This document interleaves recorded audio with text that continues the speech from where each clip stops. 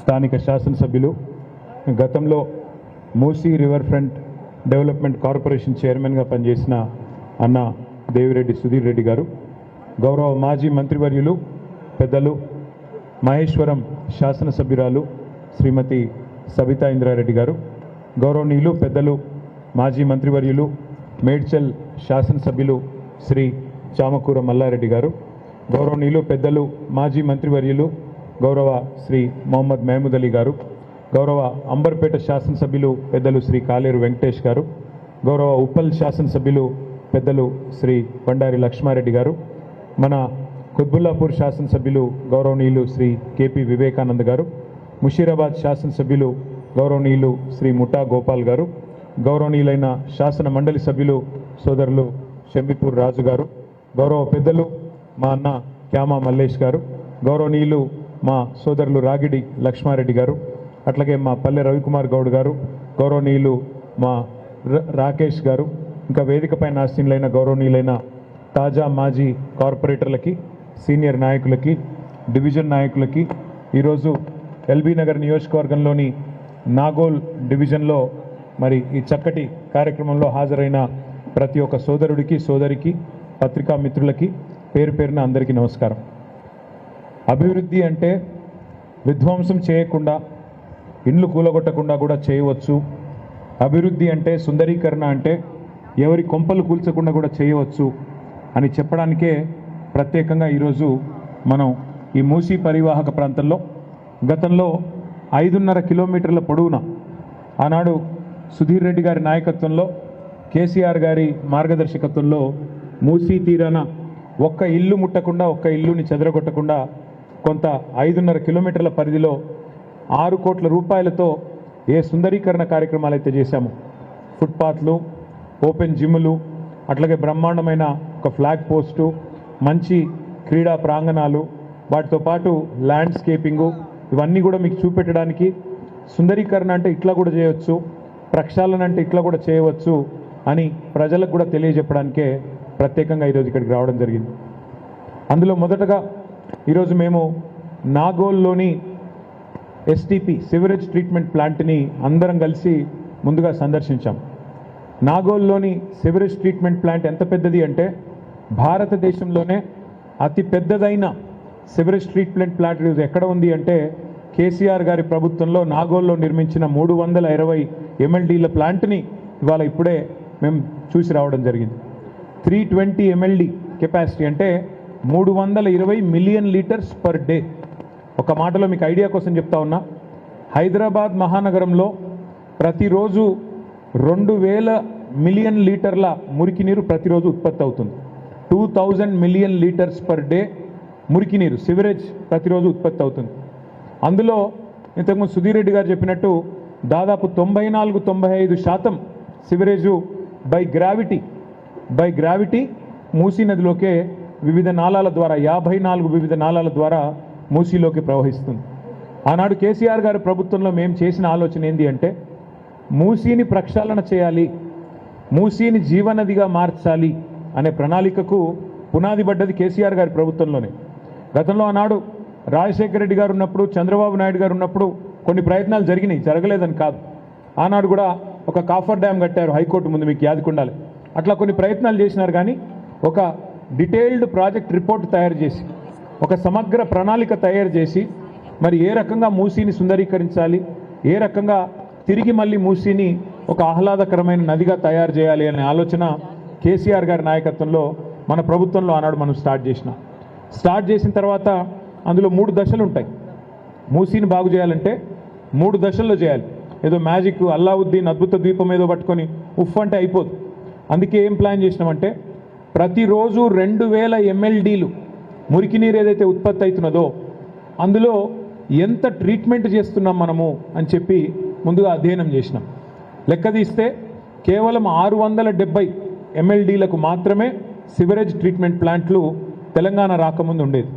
అందుకే ఏం ఆలోచన చేసినామంటే మన ప్రభుత్వం ముందుగా మూసీలోకి వచ్చే ప్రతి చుక్క నీరుని శుద్ధీకరించాలి అని చెప్పి దాదాపు 4000 కోట్ల రూపాయలతో, సరిగ్గా చెప్పాలి అంటే 3866 కోట్ల రూపాయలతో 32 సివరేజ్ ట్రీట్మెంట్ ప్లాంట్లకు మనం శ్రీకారం చుట్టాం.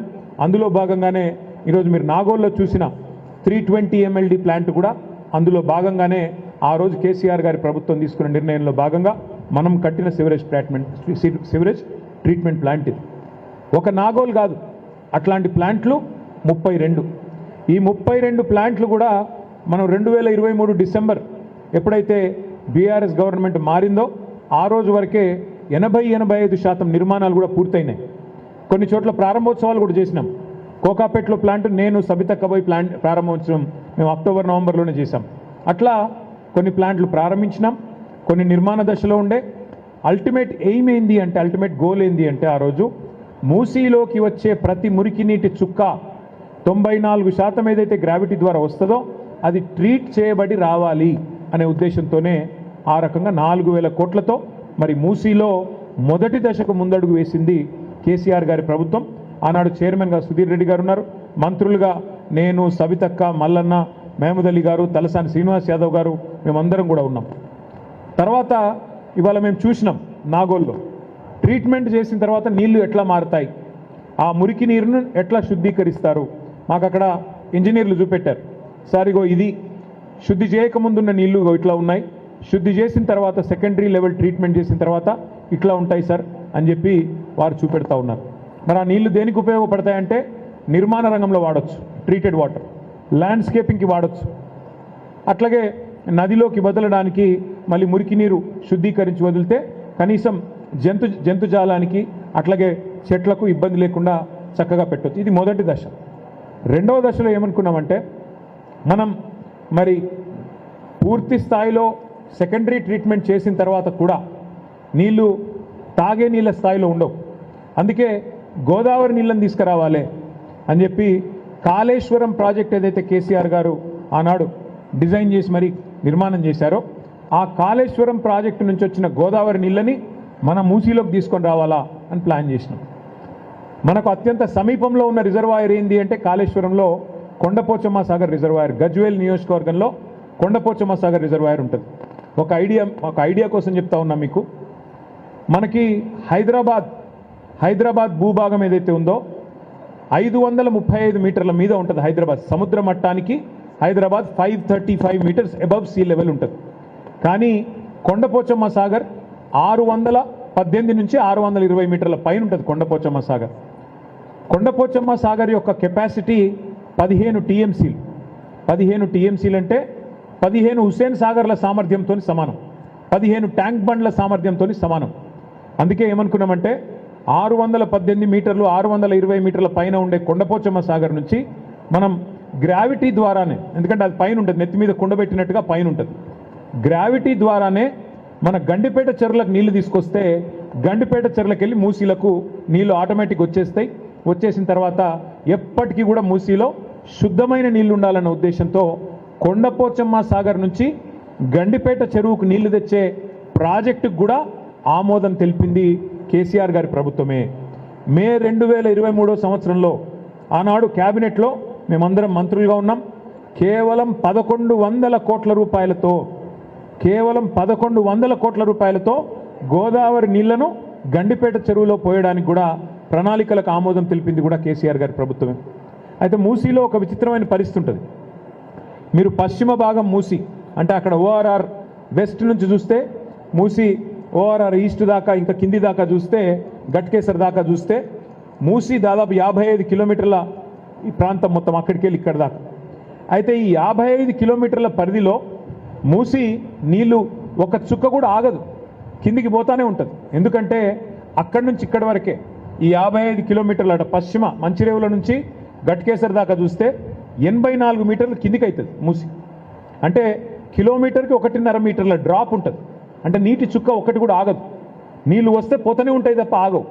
మరి నీళ్లు ఆగితేనే కదా ఇక్కడ రేపటి రోజున బోటింగ్ కానీ టూరిజం స్పాట్స్ కానీ వీటిని డెవలప్ చేయొచ్చు. ఏం చేయాలని ఆలోచన చేస్తే 15 బ్రిడ్జిలు మంజూరు చేసి మూసీ మీద అటుకెళ్ళి పోవడానికి రావడానికి 15 బ్రిడ్జిలు మంజూరు చేసి ఆ బ్రిడ్జిల కిందనే road bridge come check dam కింద చెక్ డ్యాము పైన బ్రిడ్జు మంజూరు చేసింది కేసీఆర్ గారి ప్రభుత్వం.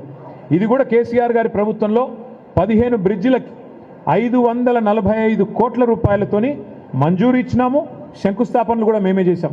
ఫిర్జాది కూడా మాజీ మేయర్ గారు ఇక్కడే ఇక్కడ ఉన్నారు. పత్తులగూడలో కూడా నేను సుధీర్ రెడ్డి గారు వచ్చి మేము ఇక్కడే శంకుస్థాపన చేసినాం. మా కాలేరు వెంకటేష్ గారు, మా సుధీర్ రెడ్డి గారు వచ్చి మూసారంబాగ్ బ్రిడ్జ్ కూడా మేమే ఆనాడు ఇక్కడ శంకుస్థాపన కూడా చేసినాం. అట్లా 15 బ్రిడ్జిలు మూసి మీద మంజూరు కూడా చేసుకున్నాం. దాని కింద చెక్ డ్యామ్ కట్టి ఆ గోదావరి నీళ్లను అంటే ఈ 55 కిలోమీటర్ల పరిధిలో 15 బ్రిడ్జిలు కట్టి దాని కింద నీళ్లు ఉండేటట్టు, నీళ్లు నిల్వ ఉంటే అక్కడేమన్నా టూరిజం కార్యక్రమాలు కూడా చేయొచ్చు, బోటింగ్ కానీ ఇంకోటి కానీ పిల్లలు ఆడుకోవడానికి కానీ ఈ ప్రాంతాన్ని సుందరీకరించవచ్చు అని ఆలోచన చేసినాం. అది కూడా మంజూరు చేసినాం. మరి ఇవాళ పరిస్థితి ఏంటి అంటే ఇవన్నీ మంజూరు చేసి కట్టిన ఇల్లు పెట్టిన పొయ్యిలాగా ఒక వడ్డిచ్చిన విస్తరలాగా బంగారు పల్లెంలో పెట్టి రేవంత్ రెడ్డి గారికి అప్పచెప్పినాం. ఆయన చేయాల్సిందల్లా ఒకటే ఆ ఎస్టీపీల నిర్మాణం పూర్తి చేస్తే మూసీలోకి శుద్ధమైన నీరు వస్తుంది. ఆ శుద్ధమైన నీరు కిందికి నల్లగొండకు పోతుంది, భువనగిరికి పోతుంది, కింద మొత్తం నల్గొండ జిల్లా, పాత నల్గొండ జిల్లాకు పోతుంది. ఎక్కడ కూడా ఏ బాధ లేకుండా రేవంత్ రెడ్డి రూపాయి కూడా ఖర్చు పెట్టే అవసరం లేకుండా కింద ఉన్న నల్గొండ రైతన్నలకు కూడా లాభం జరుగుతుంది. ఆనాడు గతంలో ఉన్న మరి ప్రభుత్వాలు పట్టించుకోకపోయినా తెలంగాణ వచ్చిన తర్వాత కేసీఆర్ గారు పట్టించుకొని కింద నల్గొండ రైతులకు కూడా న్యాయం చేయాలి, పైన హైదరాబాద్లో కూడా మూసి ప్రక్షాళన జరగాలని చెప్పి మంచి ఉద్దేశంతో ఈ కార్యక్రమం చేసినారు. ఈ క్రమంలో సుధీర్ రెడ్డి గారు ఒక ఆలోచన చేసినారు. సబితక్క, సుధీర్ రెడ్డి గారు ఒకసారి కూర్చొని మనం కూడా ఒక శాంపుల్గా ఒక్క ఇల్లు కూలగొట్టకుండా మన మూసీ నదిలో మనం కూడా ప్రయోగాత్మకంగా ఒక 5-6 కిలోమీటర్లు సుందరీకరణ చేయాలని చెప్పి కేవలం 6 కోట్ల రూపాయలతో ఇప్పుడు మీరు చూసిన ఫుట్పాత్లు కానీ, ఇప్పుడు మీరు చూసిన మరి అక్కడ ఓపెన్ జిమ్లు కానీ, అక్కడ మీరు కట్టిన ఫ్లాగ్ పోస్ట్ కానీ, అట్లాగే పక్కన కట్టిన కొన్ని క్రీడా ప్రాంగణాలు కానీ అటువైపు ఇటువైపు 3 కిలోమీటర్లు, అవతల ఉప్పల్ నియోజకవర్గంలో 2.5 కిలోమీటర్లు కేవలం 6 కోట్ల రూపాయలతో సుందరీకరణ కూడా చేసి ఇవాళ 3-4 వేల మంది రోజు వాకింగ్ చేసే విధంగా దీన్ని కూడా తీర్చిదిద్దడం జరిగింది. అట్లాగే అవతల పక్కన ఉప్పల్ నియోజకవర్గంలో మూసీ తీరం మీదనే 10 ఎకరాల స్థలంలో 10 ఎకరాల విశాలమైన స్థలంలో 30 కోట్ల రూపాయలతో మరి శిల్పారామం కూడా ఏర్పాటు చేయడం జరిగింది. అక్కడ కేవలం శిల్పారామం అక్కడ మాదాపూర్లో మాత్రమే ఉంటుంది. కానీ ఇక్కడ నుంచి అక్కడ దాకా పోయే అవసరం ఏముంది, మూసీ తీరంలోనే శిల్పారామం కూడా ఏర్పాటు చేయాలని చెప్పి 30 కోట్ల రూపాయలతో శిల్పారామం కూడా ఏర్పాటు చేసి బ్రహ్మాండమైన నిర్మాణాన్ని అవతల వైపు చేయడం జరిగింది. ఇవన్నీ ఒక్క ఇల్లు గుల్లగొట్టకుండా, ఒక్క ఇటుక ముట్టకుండా, ఒక్క పేదవాడి కడుపు కొట్టకుండా కేసీఆర్ గారి ప్రభుత్వం చేసి చూపెట్టింది. ఇవాళ రేవంత్ రెడ్డి గారు చేయాల్సిందల్లా ఏంటంటే 1100 కోట్ల రూపాయలతోన ఆ నీళ్లు తీసుకొచ్చి గండిపేట చెరువులో పోయాలి. ఈ బ్రిడ్జిలు ఏవైతే మనం శాంక్షన్ చేసినామో 545 కోట్లతోని వాటిని పూర్తి చేయాలి. మంచిగా బ్రహ్మాండంగా రిబ్బన్లు కట్ చేసుకోవచ్చు, సపోర్ట్లు కొట్టించుకోవచ్చు, నేనే చేసినా డబ్బా కొట్టుకోవచ్చు.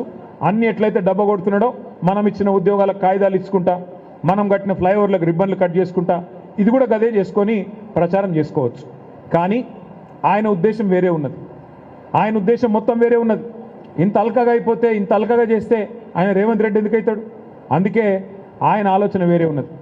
వచ్చిన మర్నాడే చెప్పిండు రేవంత్ రెడ్డి గారు 1,50,000 కోట్ల రూపాయలతో చేస్తాం మూసీని అన్నాడు. మేము పరిశాన్ అయినాం. అరే మొత్తం మధ్యలోకెళ్ళి ఎక్స్ప్రెస్ వే కట్టినా 55 కిలోమీటర్ల పొడవునా మంచిరేవుల నుంచి గట్కేసర్ దాకా మూసీలా ఎక్స్ప్రెస్ వే కడితే కూడా 10,000 కోట్లు అవుతుంది. అది కూడా మేము లెక్కేసినాం. అది కూడా మేమే ప్రాజెక్ట్ రిపోర్ట్ తయారు చేసి గవర్నమెంట్లో ఉన్నది. అది ప్లస్ 4,000 కోట్ల రూపాయలతోని సివరేజ్ ట్రీట్మెంట్ ప్లాంట్లు ప్లస్ ఇంకొక 2,000 కోట్లు సుందరీకరణ అన్నీ చేస్తే కూడా 16,000 కోట్లలో మూసీ సుందరీకరణ అయిపోతుంది. కానీ రేవంత్ రెడ్డి గారు 16,000 కోట్లతో పోయేదాన్ని ఇలా 1,50,000 కోట్లు అని పదే చెప్తా ఉన్నారు. ఇది మా మాట కాదు, రేవంత్ రెడ్డి గారే స్వయంగా ఆయన హైదరాబాద్లో బహిరంగ వేదిక మీద చెప్పినారు 1,50,000 కోట్ల రూపాయలతో మూసీ సుందరీకరణ చేస్తాను. మేము అసెంబ్లీలో అడిగినాం, అయ్యా మరి 1,50,000 కోట్ల ఖర్చు అంటే ఒక డీటెయిల్డ్ ప్రాజెక్ట్ రిపోర్ట్ ఏమన్నా మీ దగ్గర ఉందా, సమగ్ర ప్రణాళిక ఉందా, ఉంటే దయచేసి చెప్పండి అన్న. 2.5 ఏళ్ళైంది, ఇంతవరకు డిపిఆర్ లేదు, ఇంతవరకు డీటెయిల్డ్ ప్రాజెక్ట్ రిపోర్ట్ లేదు ప్రభుత్వం దగ్గర, ఒక ప్రణాళికనే లేదు. కానీ ఇవాళ కింది నుంచి మీది దాకా ఇవాళ ఇండ్లకు రెడ్ మార్కులేసి, ఇప్పుడే ఆ తమ్ముడి బాధ విన్నారు మీరు మహేష్, ఒక ప్రెగ్నెంట్ భార్య ఉంటే 9 నెలల కడుపుతోనుంటే మిమ్మల్ని బయటికి వెళ్ళగొడతామని చెప్పి అధికారులు అనధికారికంగా వచ్చి బెదిరిస్తూ ఉన్నారు. అధికారికంగా నోటీసులు ఇవ్వరు, రెడ్ మార్కులు వేస్తారు, మెడలు బట్టి నూకుతారు, అక్రమ నిర్మాణాలు అంటారు. మరి మీరే ఇచ్చిండ్రు కదా పర్మిషన్లు 2009లో 2004లో అంటే అవన్నీ మాకు తెలియదు, అప్పుడెవడున్నాడో వాడిచ్చిండో మాకు తెలియదు అని చెప్పి ఇష్టం వచ్చినట్టుగా వ్యవహారం చేస్తూ ఉన్నారు. ఇవాళ రేవంత్ రెడ్డి గారిని మేము అడగదలుచుకున్నది ఒకటే, కాంగ్రెస్ పార్టీని మేము అడగదలుచుకున్నది ఒకటే, ముఖ్యంగా పెద్దలు రాహుల్ గాంధీ గారిని అడగదలుచుకున్నది ఒకటే. అయ్యా రాహుల్ గాంధీ గారు, మీరేమో ఉత్తరప్రదేశ్లో బుల్డోజర్ రాజ్యం నడుస్తున్నది అని చెప్పి మీరు మాట్లాడుతూ ఉంటారు, తెల్లారు లేస్తే అక్కడ ఉన్న ప్రభుత్వాన్ని విమర్శిస్తూ ఉంటారు. మరి మీరు చేస్తున్నది ఏంది తెలంగాణలో చెప్పండి. నిన్నగాక మొన్న ఖమ్మంలో 1000 ఇండ్లు భూదాన్ పట్టాలున్నాయి వాళ్ళ చేతుల్లో. 10-12 సంవత్సరాల నుంచి అక్కడ ఉన్న వాళ్ళను అర్ధరాత్రి దొంగల్లాగా దాడి చేసి 2-2.5 వేల మంది పోలీసు వాళ్ళని పెట్టుకొని ఏదో శత్రుదేశం మీద దాడికి పోయినట్టు, శత్రుదేశం మీద యుద్ధానికి పోయినట్టు మీరు పోయి 1000 మంది ఇండ్లు కూల్చేస్తే దాన్ని ఏమనాలి రాహుల్ గాంధీ గారు? బుల్డోజర్ రాజ్యం కాదా? మహబూబ్ నగర్ పట్టణంలో దివ్యాంగులు, వికలాంగులు, కాళ్ళు చేయులు చక్కగా లేనోళ్ళు, కళ్ళు కనబడనోళ్ళు, చెవులు వినబడనోళ్ళు ఒక 150 మంది ఇల్లు కట్టుకున్నారు ఒక కాలనీలో.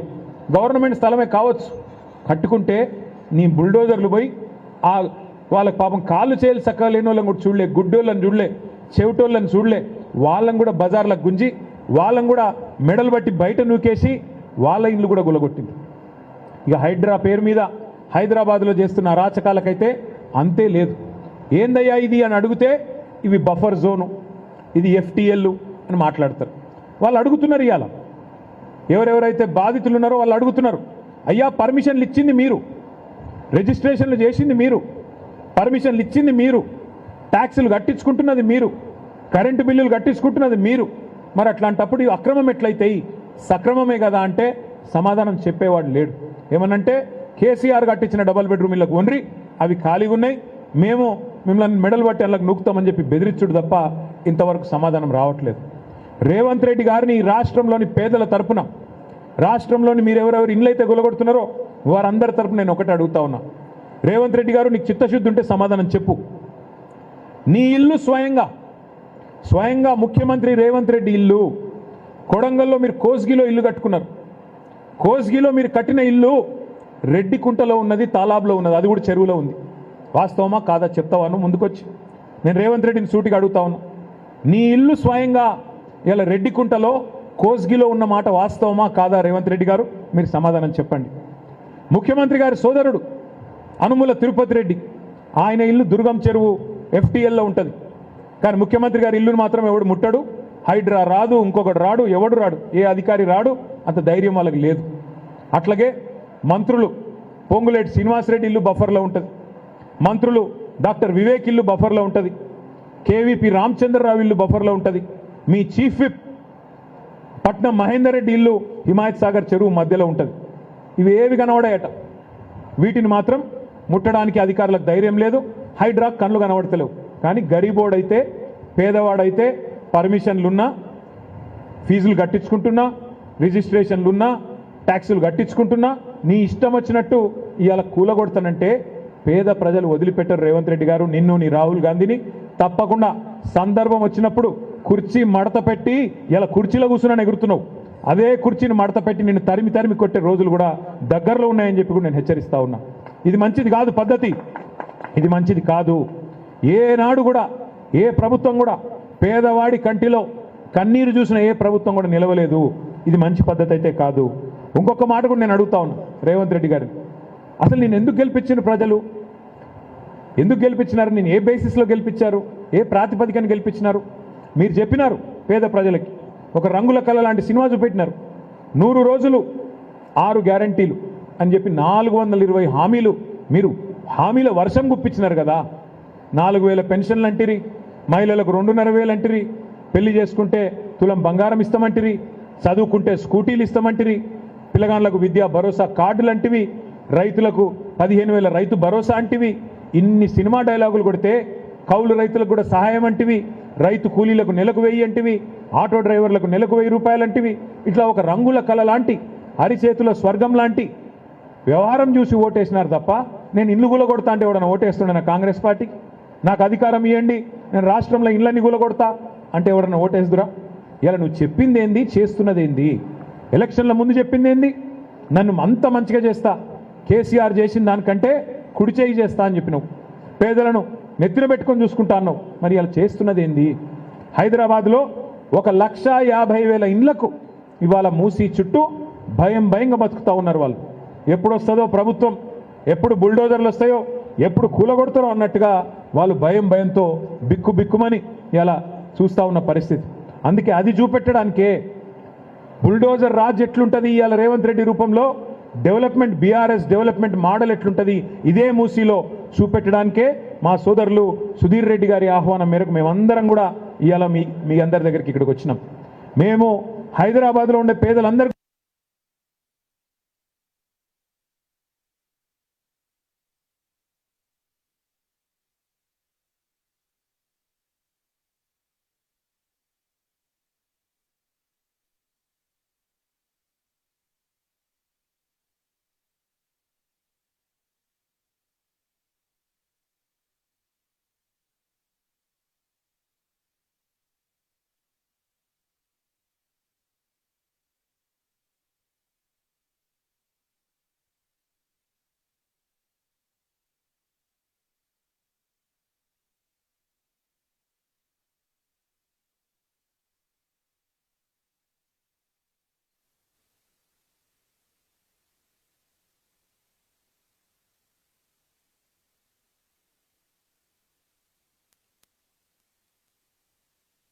ఇది బ్యూటిఫికేషన్ కాదు, లూటిఫికేషన్. 1,50,000 కోట్లలో మీరు 1,000 కోట్లు కమిషన్ల రూపంలో దండుకొని మీ కుర్చీని కాపాడుకునే ప్రయత్నం చేస్తున్నారు అనే భావనతో ఈ రాష్ట్ర ప్రజలు ఉన్నారు. అందుకే దయచేసి నేను కోరుతా ఉన్న ప్రభుత్వాన్ని, ముందు మీరు ప్రజలకు ఇచ్చిన హామీలు నెరవేర్చండి. మహిళలకు చెప్పినారు మీరు 2,500 ఇస్తామన్నారు, బడ్జెట్లో డబ్బులు పెట్టండి. మీరు చెప్పారు పెద్ద మనుషులకు 4,000 పెన్షన్ ఇస్తాం 100 రోజుల్లోని, డబ్బులు పెట్టండి. ఈరోజు మార్చ్ 6వ తారీఖు 5వ తారీఖు ఈ రోజు వరకు రైతు బంధు పడలేదు. కేసీఆర్ గారు ఉన్నప్పుడు డిసెంబర్లో రైతు బంధు పడేది, ఇవాళ ఇప్పటి వరకు మరి రైతు బంధు పడ్డ పరిస్థితి లేదు. అది ప్రతిపక్షంలో ఉన్నప్పుడేమో ఇదే రేవంత్ రెడ్డి గారు ఆ రోజు ఎన్ని మాటలు చెప్పినారో ఒకసారి గుర్తు తెచ్చుకోండి. అయ్యప్ప సొసైటీలో కొన్ని నిర్మాణాలు ఆనాడు కొత్తగా వచ్చిన ప్రభుత్వం మరి కొన్ని డెమాలిషన్ చేస్తే ఇదే రేవంత్ రెడ్డి గారు మాట్లాడినారు. తెలుసో తెలియకనో పేదలు కట్టుకుంటే రెగ్యులరైజ్ చేయాలి కదా, ప్రభుత్వం అన్నాక పేదల పట్ల కనికరం ఉండాలి కదా, అక్రమమైన సక్రమమైన అందులో ఏమైనా తప్పులుంటే సరిచేయాలి కదా అని శుద్ధులు చెప్పింది ఇదే రేవంత్ రెడ్డి గారు. అక్రమ నిర్మాణాలను కూడా సక్రమంగా రెగ్యులరైజ్ చేయాలి కదా, క్రిమినల్ వేస్ట్ కదా, అందులో సిమెంట్ ఉంటుంది, ఇటుకలు ఉంటాయి, స్టీల్ ఉంటుంది, అంతా వేస్ట్ అవుతుంది కదా అని మాట్లాడింది ఇదే రేవంత్ రెడ్డి గారు. మరి ఈరోజు ఆయననే ఇష్టం వచ్చినట్టు వేలాది ఇండ్లు ఈ రాష్ట్రంలో కూలగొడుతుంటే బీఆర్ఎస్ పార్టీ మాత్రం చూస్తూ ఊరుకోదు. ఖచ్చితంగా ప్రతిఘటిస్తాం, పేదలకు అండగా నిలబడతాం. నువ్వు విధ్వంసం చేస్తానంటే చూస్తూ ఊరుకోం. నీ 420 హామీలు అమలు చేసేదాకా, బడ్జెట్లో నువ్వు ఇచ్చిన 6 గ్యారంటీలు అమలు చేసేదాకా నిన్ను వదిలిపెట్టం. పేదవాళ్లకు ఖచ్చితంగా మేము హామీ ఇస్తా ఉన్నాం. ఈ రాష్ట్రంలో ఎక్కడ బుల్డోజర్లు వచ్చినా స్థానికంగా ఉండే బీఆర్ఎస్ నాయకత్వానికి చెప్పండి, మేము వచ్చి వాటికి అడ్డుగా మేము నిలబడతాం, తప్పకుండా మీకు అండగా నిలబడతామని చెప్పి కూడా ఈ రాష్ట్రంలోని పేద ప్రజానికానికి మేము విజ్ఞప్తి చేస్తా ఉన్నాం. అదేవిధంగా హైదరాబాద్ మహానగరంలో మూసీ నిర్మాణానికి, మూసీ సుందరీకరణకు, మూసీ ప్రక్షాళనకు మేము మద్దతు పలుకుతాం.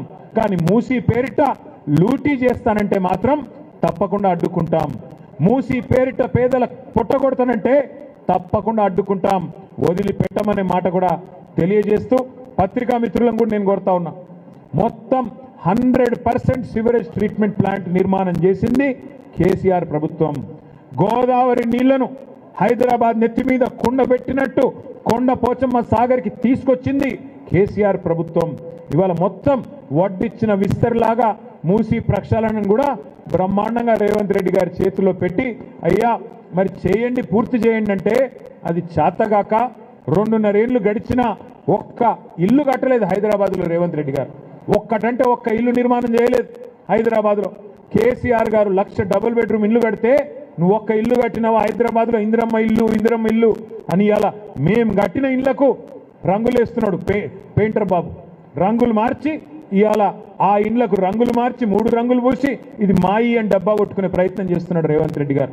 నేను ఛాలెంజ్ చేస్తా ఉన్నా రేవంత్ రెడ్డి గారు, ఈ 2.5 ఏళ్లలో హైదరాబాద్లో ఒక్క ఇల్లు నువ్వు కట్టినట్టు చూపెడితే నేను శాశ్వతంగా రాజకీయాలు వదిలేస్తా అని చెప్పి నేను ఇవాళ సవాల్ చేస్తా ఉన్నా. ఇంకా 2.5 ఏళ్ళు మాత్రమే మిగిలింది నీకు. చేతనైతే చిత్తశుద్ధి ఉంటే ఇచ్చిన హామీలు అమలు చేయి, అంతేగాని పేదల గూళ్ళు గూల కొడతాం ఇష్టం వచ్చినట్టు వాళ్ళకు నోరు లేనోళ్ళు కదా ఏం చేస్తారు అనుకుంటే హైదరాబాద్లో ఉండే కేసీఆర్ గారి సైన్యం, హైదరాబాద్లో ఉండే బీఆర్ఎస్ దళం మేమందరం కూడా నీ బుల్డోజర్లకు అడ్డం వస్తామనే మాట కూడా మళ్ళొక్కసారి తెలియజేస్తూ, విధ్వంసం కాదు నిర్మాణం జరగాలి. మీరు సుందరీకరణ చేయాలనుకుంటే కూడా ఒక్క ఇల్లు కూలగొట్టకుండా చేయండి, మేము కూడా మద్దతు ఇస్తాం. మా మల్లారెడ్డి గారు చెప్తున్నారు ఇంతకుముందు, ఇక వాళ్ళకి చేత కాకపోతే అప్పచెప్పమని సార్ మనమే చేద్దామంటుండు. వాళ్ళకి చేత కాకపోతే రేవంత్ రెడ్డి గారు నీకు చేత కాకపోతే మూసీ సుందరీకరణ 16,000 కోట్లతో మేము చేసి చూపెడతాం. మా సుధీర్ రెడ్డికి అప్పచెప్పు, మేము చేసి చూపెడతాం. నీకు అంత ఇబ్బంది ఉంటే నీకు చేత కాకపోతే మాకు అప్పచెప్పు. 2 ఏళ్లలో ఒక్క ఇల్లు గులగొట్టకుండా చేసి చూపెట్టే బాధ్యత మాది, సవాల్గా స్వీకరిస్తాం. చేసి చూపెట్టి మళ్ళా హైదరాబాద్ ప్రజల చేతుల్లో పెడతామని చెప్పి కూడా తెలియజేస్తూ, మరి వాళ్ళు ఇంత పెద్ద ఎత్తున హాజరైన మా నాయకులకి, మా సోదరులకి, ఇక్కడ విచ్చేసిన బాధితులకి, మీడియా మిత్రులకి అందరికీ పేరు పేరున నమస్కారాలు తెలియజేస్తూ జై తెలంగాణ. ఇక్కడ పిలవగానే వచ్చిన ప్రజాప్రతినిధులందరూ కూడా అన్ని నియోజకవర్గాలు